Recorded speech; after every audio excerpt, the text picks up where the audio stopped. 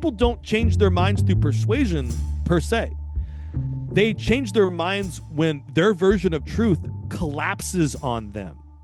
And so that's the moment. So like Elon Musk, despite being like a buffoon, kind of like a comic artist, kind of just like a rascal and a despicable moron, like all those things that he hasn't really hurt too many people yet in his life, but he's hurting millions of people now.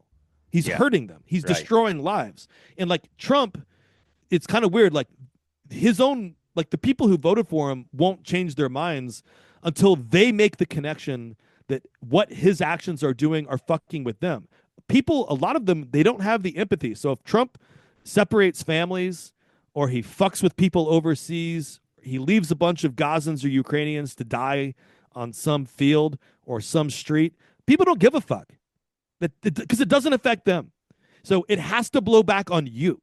And when enough people are cut and bleeding, then some, not all of them, will start to wake up. And so I think from there, the question we ask ourselves is, that blowback, since it's inevitable, will lead to a partial dismantling of their executive authority in the next few years, if and when there's a midterm election and if and when there's another presidential election.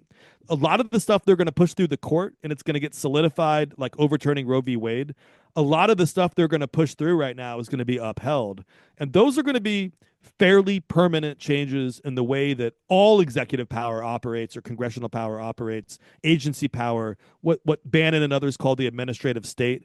It's going to fundamentally alter the character of our federal government for the foreseeable future. But this is also why we have to ask ourselves, if the smart ones know that, if Musk on some level knows it, Trump on some level knows it, Bannon 100% knows it, people like Rubio and Karl Rove 100% know it, and they're not even, I don't think, fully aligned with the Trump thing. No. A lot of congressional GOP knows it. The Democrats know it. If everybody knows this, then the real question is, under what conditions will the thermostatic reality that we think is breaking or broken right now, that band that's broken, to what extent will it snap back in some new form and sort of regenerate a rhythm or a cycle, that would be something approximating but never returning to the kind of political machinations that we are familiar with. And I think that's the real question from here. Yeah, you're right. As they crash the economy, as they liquidate so much of what the global capitalist system has built since World War II, as they undertake this extreme experiment, and as they continue to do it in ways where my own paranoia is fired up, and I believe a lot of the commentators who say they're crashing the economy for political purposes, that they're using the crisis to consolidate their own authority. That's where my own paranoia comes in. I don't think it's that, again, all the other people I called paranoid earlier, by the way, they could be correct too.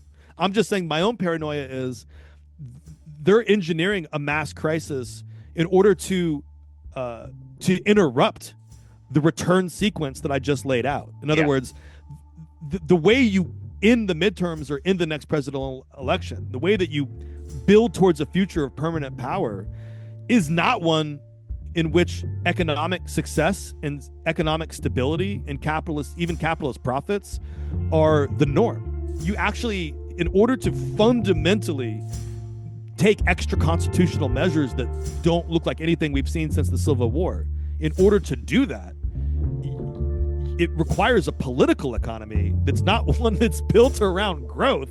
It's one that's actually built around austerity, scarcity, strangulation, depression, and a police state. So that, again, I'm not saying that I 100% believe it or it's inevitable, but to me, that's the big question.